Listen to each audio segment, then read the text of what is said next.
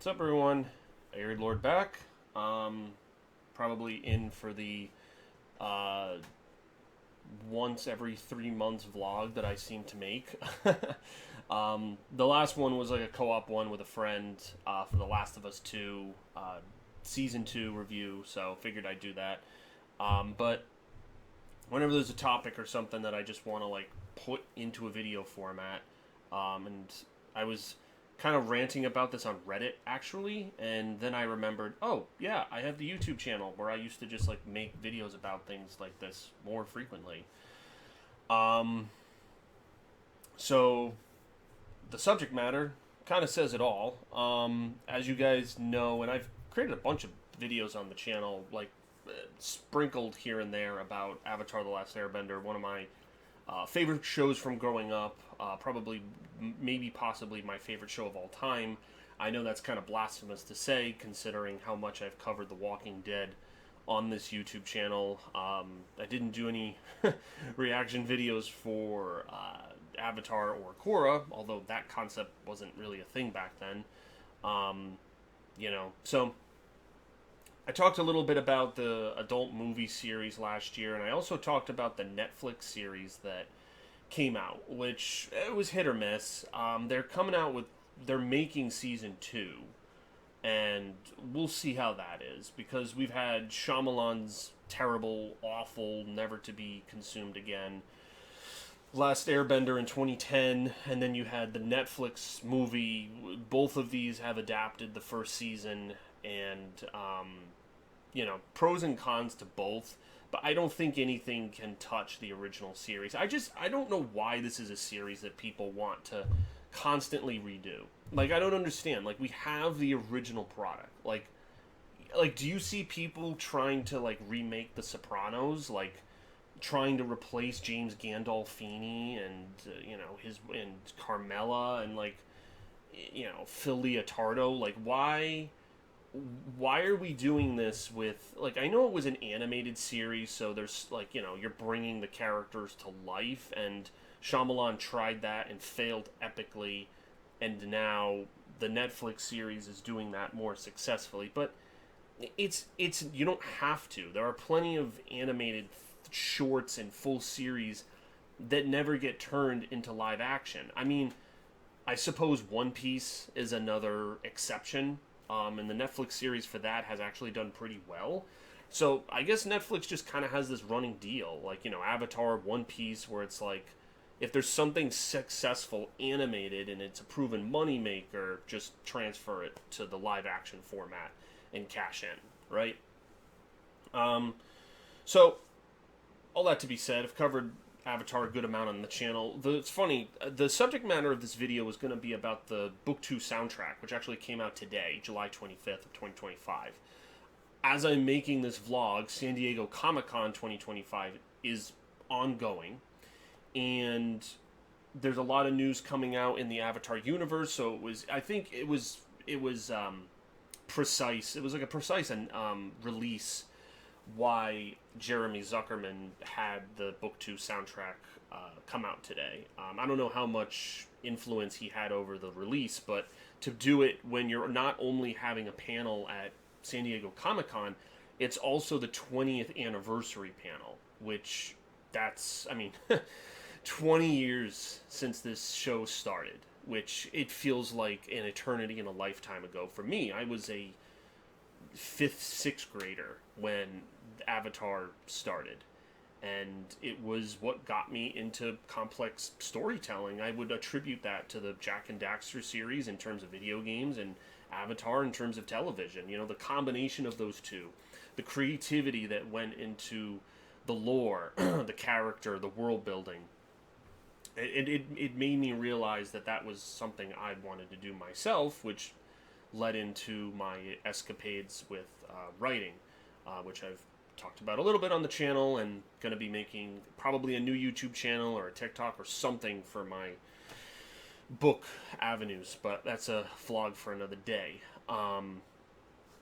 But they announced, so we've known about this new series, the Seven Havens, which is the Earth Avatar after Korra, which seems to it's twins in a post-apocalyptic setting, and looks interesting. The art style is different. I'll actually intersplice the image over me talking, and then it'll come back in post-production. So it looks fascinating.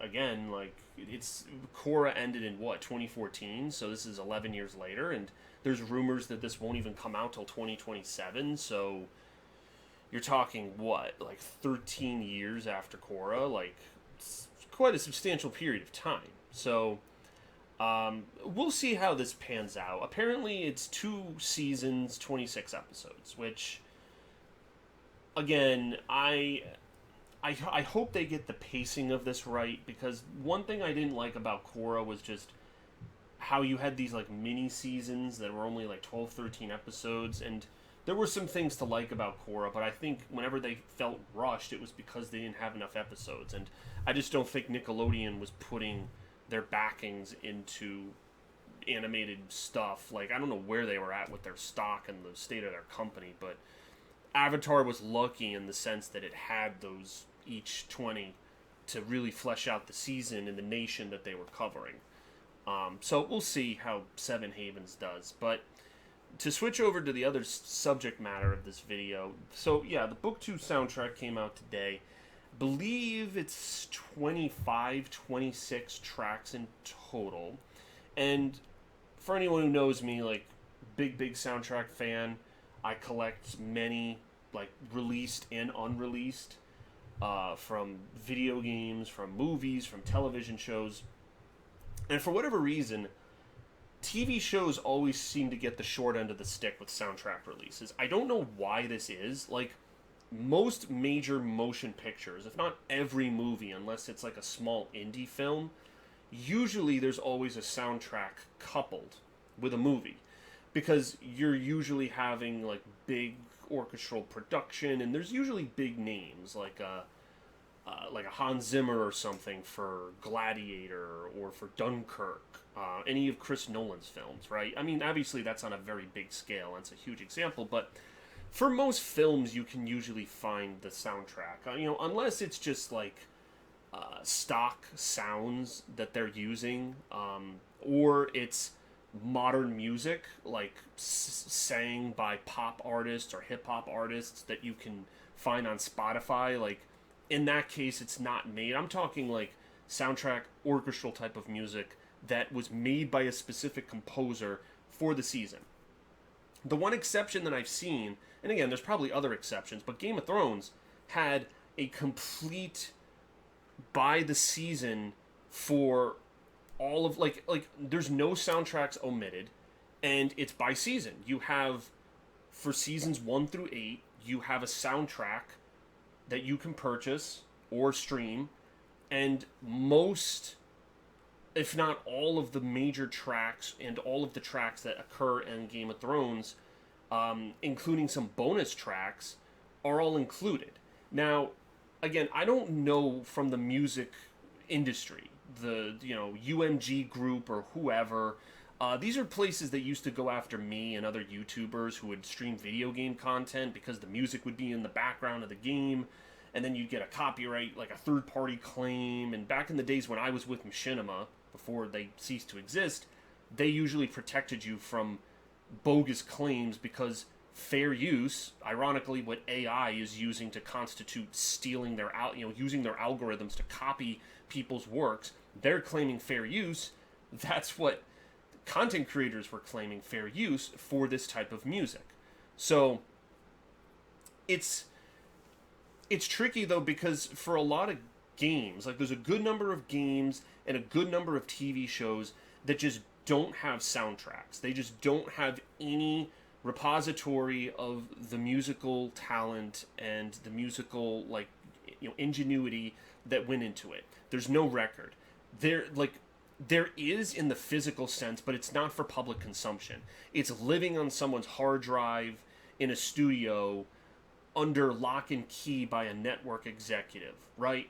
Like Jeremy Zuckerman, for all of the Avatar and Korra music, like, he has access to every single file. And it's not as simple as just releasing those, because there's contracts with the companies, the corporations, whether it be the music groups or Nickelodeon or Viacom directly, Paramount now, whoever, some big corporate execs and lawyers with fucking suits who are saying this, there's a very precise strategic release of this content, if not ever. We might not release it because we don't expect a return. And I don't know what's the big deal in releasing it was already created for the show, the music. What's the financial cost to just release it and say people can buy it, right? Isn't that just like free money? Because again, the composer already is making the soundtrack for the television show, which you greenlit the television show. So like I don't understand what the big problem is in greenlighting the release of the compositions. Again, for movies, it seems like it's so simple. For video games and television shows, with some exceptions, it's mainly just of massive difficulty. So, all this to come full circle that the book... So, in 2023, it was a major announcement that someone finally just was like, okay, fine. Like, Avatar Studios was greenlit. These new series were greenlit. The Avatar adult film was greenlit. It's like, okay, suddenly Avatar was back, right? I feel like COVID in 2020, they put Avatar on Netflix, and there was just this resurgence of people who had never seen it, or people who had seen it. People were binging it. They had time to binge it. And then, like, Avatar got, like, popular again after being dormant for so long. 6 years since Korra had ended. And then, like, they almost, like, Mike and Brian, the creators, almost used that, I guess, as a talking point to be like, hey, there's popularity around our series, right? Like, this feels like a no-brainer. So then things started getting approved. The Seven Havens got approved with the Earth Avatar after Korra. The adult, like, Aang and his friends being adults. I don't know if there's anything else in the mix. There might be, but it sounds like this is like, how like Star Wars and Marvel have all these spin-offs. Like, I feel like in a sense Paramount is trying to do that with Avatar. Again, we haven't seen any products yet and the result of this because nothing's been released. It's all in production and post-production, but I'm curious when they do. So this then led to them wanting to release the soundtracks, and Jeremy Zuckerman, as the composer, has always wanted to do so, but now he could, because it's like, okay, coupled with all these announcements, let's put them out. So the Season 1, Book 1 soundtrack came out, I think it was, November of 2023? And it had a lot of tracks on it. I think it was like 35 tracks, and they covered a really good wide range of music from the first season. Nothing was really missed, actually. Like, it was very cohesive. Like, even when Aang and the group fly into the Fire Nation and Zhao is, trying to bombard them with the Navy, that, like, long 9-minute segment, which is a really cool, like, action piece, that was included. When Roku takes over Aang and blows up the temple with, like, Avatar with lava bending, essentially. There was only one track when, for Avatar fans, they'll know, so when, like, the full moon, like, the Fire Nation invades the Northern Water Tribe, the full moon comes out, and it's this brief montage of the Water Tribe fighting back. Now that they have the power of the moon, their water bending's more powerful. Master Paku actually has, like, you see him just going ham, taking out, like, a dozen or so guys. And it's a really cool, like, action soundtrack. And then it ends with Zhao on his rhino saying that they have a map to find the koi fish and that they're going fishing. So that action piece segment was really, in my mind, the only one that, like, stuck out to me from that season that I liked that wasn't in the soundtrack. But it's like, okay, like, whatever. Fair enough, there were lots and lots and lots of tracks from Season 1 and lots of music that had been dormant for so long that was released. So I was like, okay. But this also got me excited because I was like, oh, the other soundtracks are going to be released. Or so I assumed. There was never any confirmation from Jeremy Zuckerman or Avatar Studios or Mike and Brian that we would be getting the rest of the soundtracks. Or hell, if you guys remember, Korra actually, it was like kind of like a test. In 2013, they released the first season soundtrack for Korra. Just randomly. Like, before Avatar got anything, Korra got a release. And I was like, damn, okay. This was back in 2013. And it was kind of like a test by the probably the music group saying, if this sells, we'll do more. And I guess it didn't sell because they didn't, it took them 10 years after releasing the Korra soundtrack to then finally have an official release for the Avatar one. I should note as well that these are like re-released songs that are re-recorded with like Dolby Digital remastering. Like, they're not like the exact by the note sounding songs from the show. They're redone with an orchestra, so they sound slightly different, but it's almost exact to what it was. So I was obviously very excited, and then at the beginning of this month of July, it was announced that Book 2 would be coming out the end of July 25th, and I was like, holy crap. Like, Book 2's action, like some of the fights, the Crossroads of Destiny 2v2 fight, Azula and Zuko's first confrontation on the Navy ship when she's going to try to take them prisoner, in the desert town where there's that like three-way fight between Zuko, Azula, and Aang. There's just the ambush when the Dai Li ambush the gang when they're with Jet trying to find Appa under Lake Laogai. If you've seen the series, you're remembering, like, oh, I remember like the music from that, or like it was just these like orchestral action pieces where it's just like it summons a visceral response. And as a writer, and like, I use these musical cues to like tap in to these just intense moments, because I know that that's what captures audiences, and that's, as a writer, what I love to do. So these really help when I write. Like, I re-listen to scenes and I re-listen to this stuff. So I was hoping with this soundtrack, like, oh, we would be getting this. Like here it comes. Like, there was 35 tracks or something for Book 1, and Book 2 had so many different musical directions because they're all over the Earth Kingdom. Then they go to Ba Sing Se, Serpent's Pass. You have Azula coming into the picture. Book 2 was a very wild season. Going into the desert, Wang Shitong's library, Misty Palms Inn, White Lotus. Like, season 2 was like, some people think it's the best season of all the books, right? I think there's a debate between season 2 and season 3.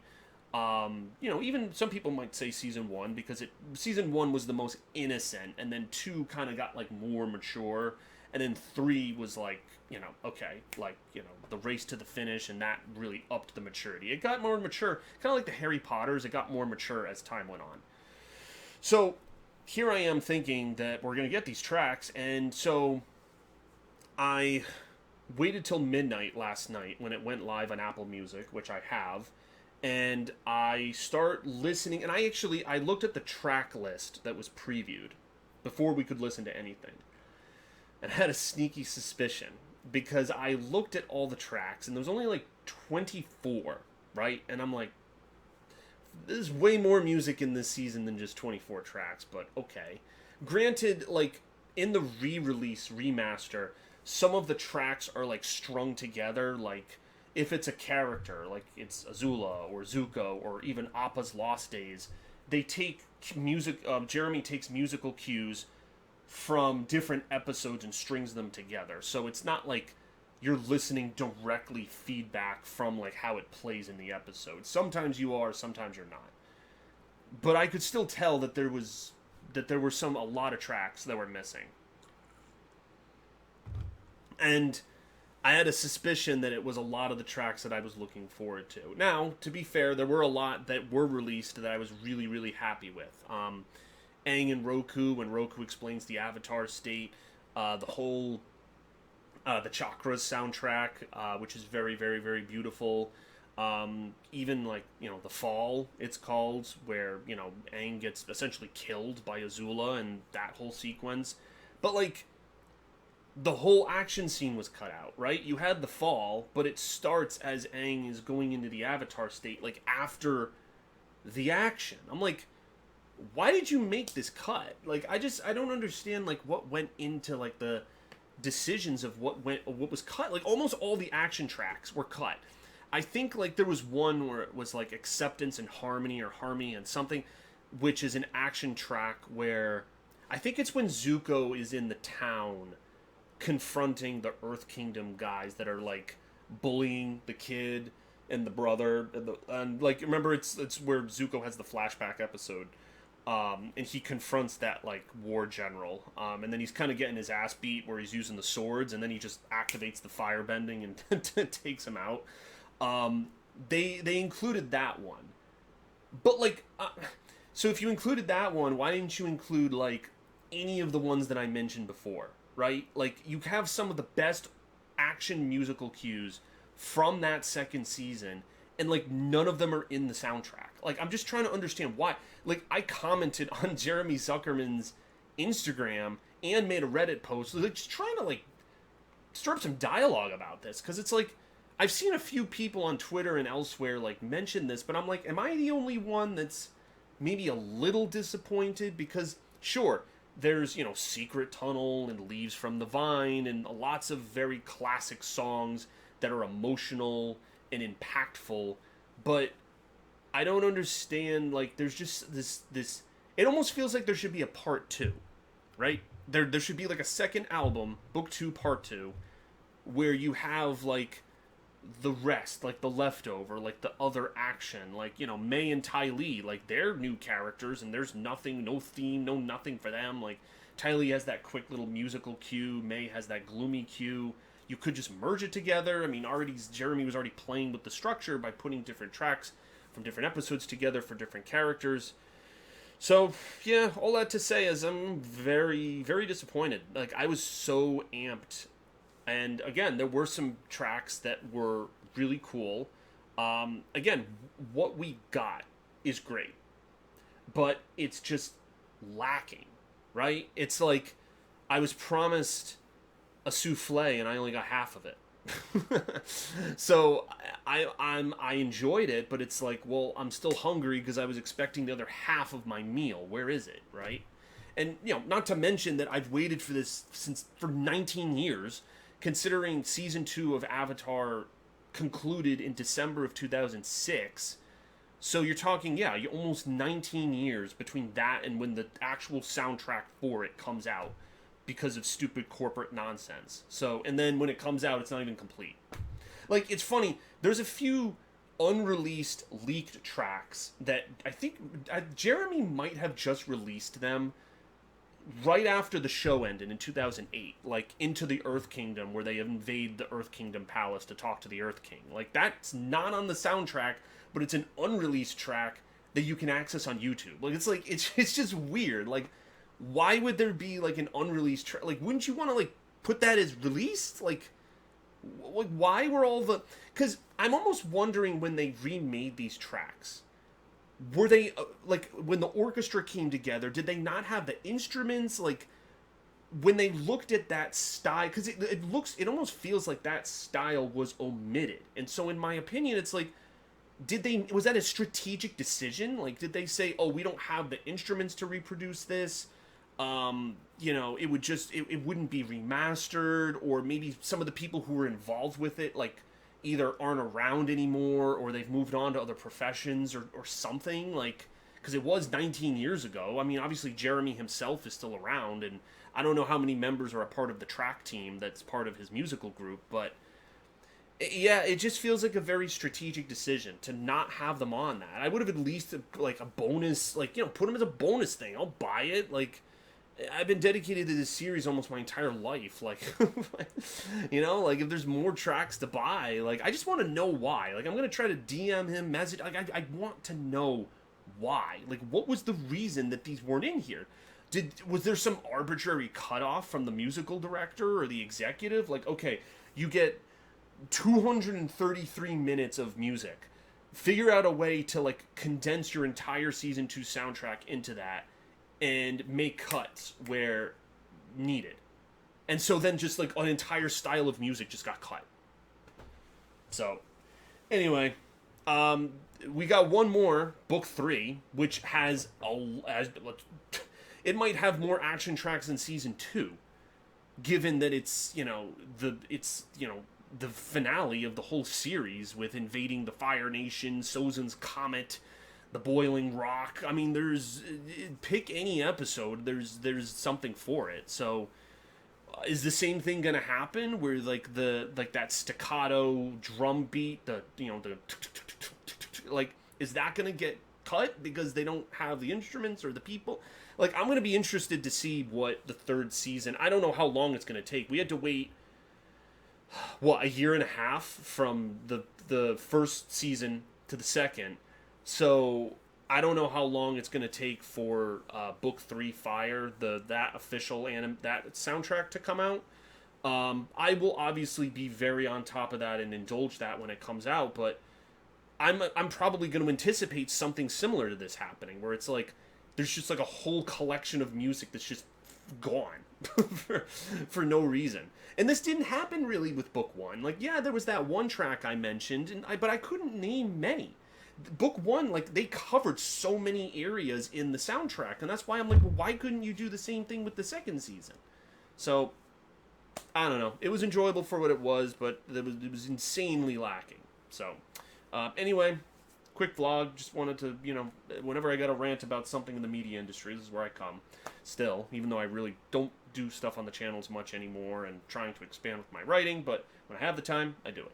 So, alright guys, thank you very much, and let me know your thoughts if you're at all interested in this subject matter, or you like the music and had an opinion. I'd love to get, maybe I'll send this video to Jeremy, because I want to know. He's engaged with fans in comment sections. He doesn't have to send, that would be amazing if he just sent the tracks and be here's the files. I've had, fun fact, I've had composers do that before. The composer Gary Scheinman for Destroy All Humans, back when I was a kid, I emailed him asking for some of the music, and he sent it to me. the same thing, well, he didn't send me music, but the composer for Gauntlet Dark Legacy, Barry Leach, I messaged him on LinkedIn, said I liked his music, and he, wrote me back, and I'm these guys, they're underappreciated, and they do such good jobs. It's just such an underrated area that, people don't talk about, right? I went to a Hans Zimmer concert last September, okay? I know composers are celebrated. They're doing a tour. There's a tour for the music of Avatar that I also saw last year, right? I saw 2 composition tours. And I know that's the same for Game of Thrones and a lot of other soundtracks. So I know this is popular, but for some, they don't get the recognition they deserve. And that's bothered me my entire life, liking this genre. And so, I don't know, had to speak up in some form. Can't believe I hadn't made a video about this, but that event of not having enough on Book 2 was what did it. So, alright guys, thank you very much. Peace out.